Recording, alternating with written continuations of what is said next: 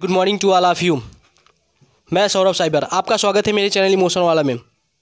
और मैं आप लोगों को नए वर्ष की बधाई देना चाहता हूं। मैं आशा करता हूं आप लोग नए वर्ष में नए उमंग के साथ नई मंजिलों को अचीव करोगे और मुझे सपोर्ट करोगे। तो हम आज बात करने वाले हैं डाइजेस्टिव सिस्टम, यानी ह्यूमन का जो डाइजेस्टिव सिस्टम होता है वो कैसे वर्क करता है और जो डाइजेशन होता है वो क्यों होता है। तो देखो, सबसे पहले हम बात करते हैं पाचन, जिसको हम लोग कहते हैं डाइजेशन। तो पाचन जो होता है वो जो भोज्य पदार्थ होते हैं, यानी जो खाने वाले पदार्थ होते हैं, उनको सरल तथा घुलनशील अवस्था में तोड़ने की क्रिया को क्या कहते हैं? पाचन कहते हैं। तो डिफिनीशन तो आप जान गए। हमें जो भोजन है उसको तोड़ने की आवश्यकता क्यों पड़ती है? तो देखो, हमारा शरीर किससे मिलकर बना है? कोशिकाओं से, कलेक्शन ऑफ सेल। तो सेल क्या है? एक छोटी सी है, इतनी छोटी सी।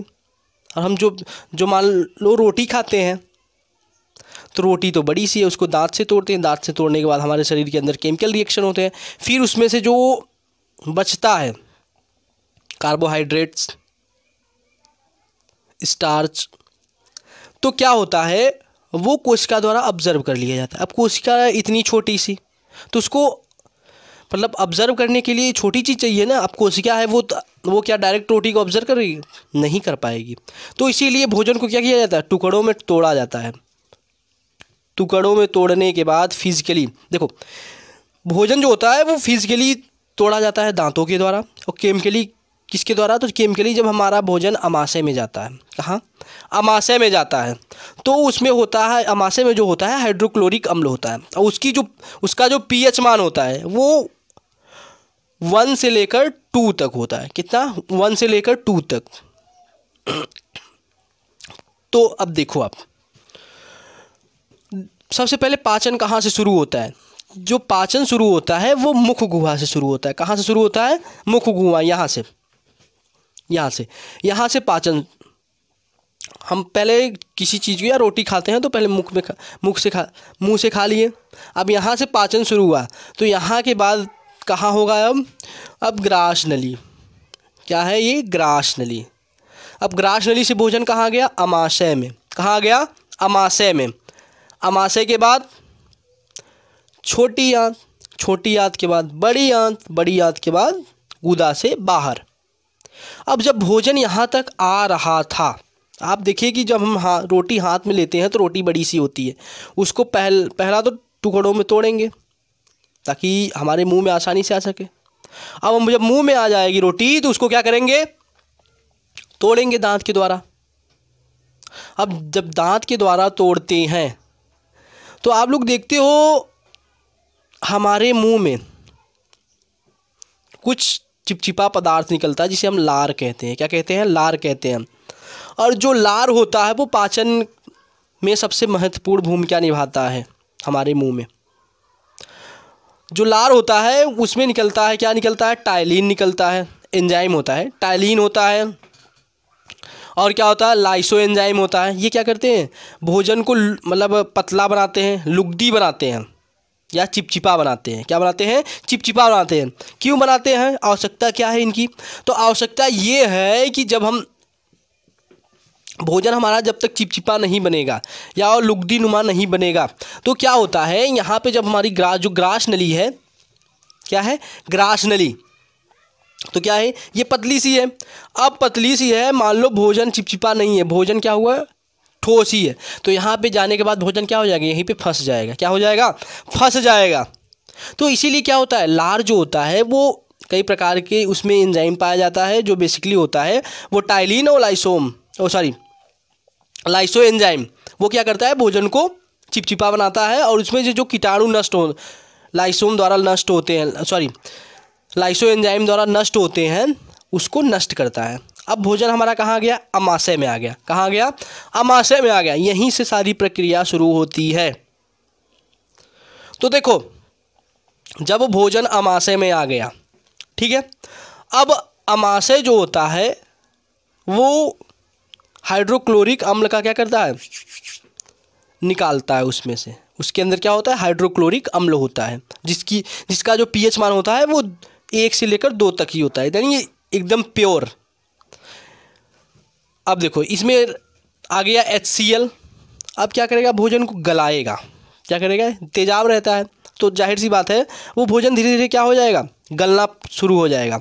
और जो भोजन रुकता है सबसे ज़्यादा कहाँ, वो अमाशय में होता है। कितने घंटे, तो 3 से लेकर 4 घंटे तक। कितना, 3 से लेकर 4 घंटे तक भोजन कहाँ रुकता है, तो भोजन रुकता है अमाशय में। अब देखो अमाशय में भोजन रुका तो देखो अमाशय से ही कनेक्ट है आपका पित्ताशय यानी लीवर और अग्नाशय। क्या है, अग्नाशय। जैसे ही भोजन यानी जो खाना है वो अमाशय से यहाँ पे आके इकट्ठा हो जाएगा।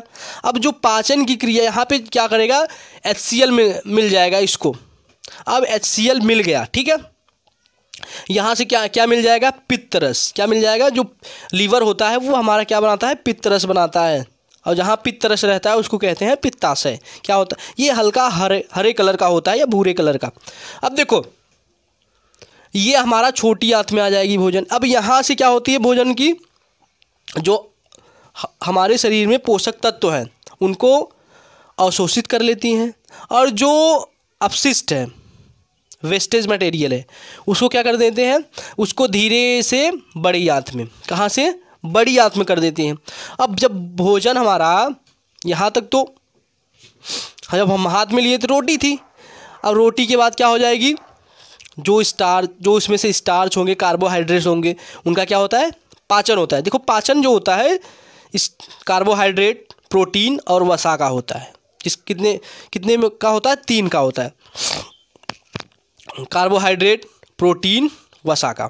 विटामिन का पाचन नहीं होता, खनिज लवण का पाचन नहीं होता, जल का पाचन नहीं होता है। तो ध्यान देना, जो 3 चीज़ होते हैं उनका जो पाचन होता है, और बाकी जो 3-4 चीज़ें होती हैं उनका पाचन नहीं होता। सिर्फ विटामिन B12 एक ऐसा विटामिन है जिसका पाचन होता है। क्या होता है, जो पाचन क्रिया में भाग लेता है। बाकी सब कोशिकाओं द्वारा ऑब्जर्व कर लिए जाते हैं। अब हम बात करते हैं, देखो अब भोजन हमारा क्या हुआ, भोजन से क्या बन गई, अपशिष्ट पदार्थ, और उसमें से जो पोषक तत्व होंगे वो बाहर निकल जाएंगे। तो देखो भोजन कहाँ से शुरू हुआ, मुख गुहा से। मुख गुहा के बाद ग्रास नली, ग्रास नली के बाद अमाशय, अमाशय के बाद छोटी आंत, छोटी आंत के बाद बड़ी आंत, बड़ी आंत के बाद गुदा। यहाँ से आपका क्या हो जाएगा, लैट्रिन के माध्यम से भोजन, भोजन क्या बन गया हमारा, अपशिष्ट बन गया, वेस्टेज मटेरियल बन गया। अब ये क्या करेगा, ये बाहर निकल जाएगा। तो देखो ग्रंथि कितनी होती है, लार ग्रंथियाँ हो गई, जठर ग्रंथि हो गई, यकृत हो गया, पित्ताशय हो गया, अग्नाशय हो गया। ये सारी क्या है, ग्रंथियाँ हैं। जो सबसे बड़ी ग्रंथि है इसमें वो क्या है, यकृत है। अगर हम पाचन ग्रंथियों में बात करें लीवर, तो लीवर जो होता है वो हमारे शरीर की सबसे बड़ी ग्रंथि होती है, पाचन ग्रंथि। उसमें से कौन सा रस निकलता है, उसमें से निकलता है पित्तरस। क्या निकलता है, पित्तरस। ये क्या करता है, भोजन की अम्लीयता को समाप्त कर देता है। क्या करता है, भोजन की अम्लीयता को समाप्त कर देता है। और अग्नाशय ये भी इंपॉर्टेंट रोल प्ले करता है। अब आप कहोगे ये क्या करता है, तो देखो ये भी जठर रस का निर्माण करता है। और जठर रस करता क्या है, ये एक हार्मोन्स बनाता है जिसको हम लोग कहते हैं इंसुलिन। क्या कहते हैं, इंसुलिन कहते हैं। अब इंसुलिन क्या वर्क करता है, तो जो ब्लड में हमारे ग्लूकोज होती है उसकी मात्रा को क्या करता है, नियंत्रित करता है, कंट्रोल करता है। क्यों कंट्रोल करता है, क्योंकि अगर देखो आप लोग अगर देखे होंगे ध्यान से, जो शुगर वाले पेशेंट होते हैं उनको किसका इंजेक्शन दिया जाता है, इंसुलिन का। किसका, इंसुलिन का। इंसुलिन का क्या किया जाता है, इंजेक्शन दिया जाता है। क्यों दिया जाता है, ताकि उनके शरीर में जो ग्लूकोज की मात्रा बढ़ रही है वो कम हो जाए। तो इंसुलिन बनता कहाँ से है, तो इंसुलिन बनता है अग्नाशय में। कहाँ बनता है, अग्नाशय। इंसुलिन एक प्रकार का हार्मोन्स है। क्या है, हार्मोन्स है। और जो ये भोजन को पचाने के लिए जूस निकालता है उसको हम लोग कहते हैं जठर रस। क्या कहते हैं, जठर रस। तो देखो आज अब हम बात करते हैं फैक्ट के बारे में। फैक्ट नंबर 1, लीवर सबसे बड़ी पाचन ग्रंथि है, या ग्रंथियों की बात करें तो सबसे बड़ी ग्रंथि कौन सी है, लीवर है। दूसरी क्या है, गैस्ट्रिक ग्लैंड कितनी होती हैं, यानी गैस्ट्रिक ग्लैंड जो होती है वो कितनी होती है, गैस्ट्रिक ग्रंथि जिसको कहते हैं, तो वो 3 होती है। पहला है कार्डियक, दूसरा पायरोलिक, तीसरा फंड्स। अब देखो जो लार ग्रंथियाँ होती है 3 होती है। जो सबसे बड़ी होती है उसको हम लोग कहते हैं पैरोटिड ग्रंथि। इसमें से कौन सा एंजाइम निकलता है? तो इसमें से निकलता है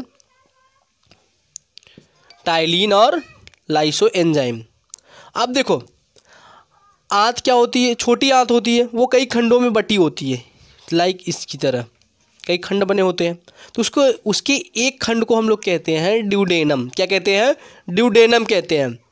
और जब पेट यानी जो हमारा आमाशय है और छोटी आंत है वो एक दूसरे से जो कनेक्शन उसको प्रोवाइड करा रहा है, वो कौन करा रहा है? स्पिक्टर। यानी स्पिक्टर की सहायता से छोटी आंत और पेट आपस में क्या है? जुड़े हुए हैं। तीसरा, प्रोटीन का पाचन किसके द्वारा होता है? तो पेप्सिन द्वारा। किसके द्वारा? पेप्सिन द्वारा।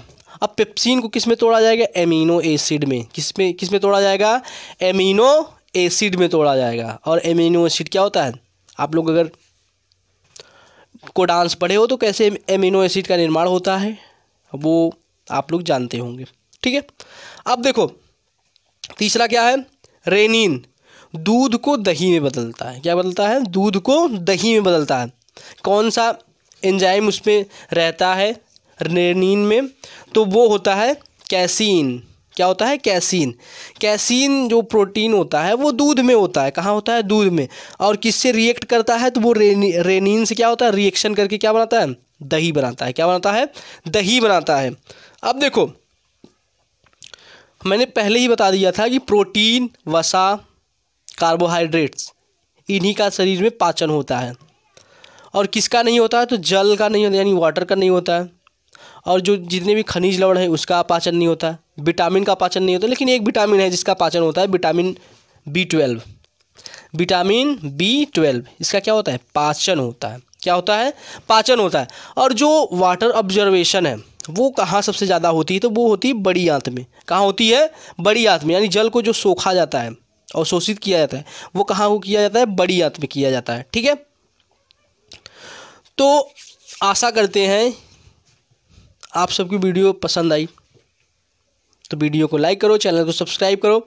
और जाते जाते मैं आप लोगों से यही कहूँगा कि नया साल आने वाला है, आप लोग नई मंजिल को नई तरीक़ों से अचीव करिए और मुझे भी क्या करिए? सपोर्ट करिए। Happy new year. Thank you. Happy new year.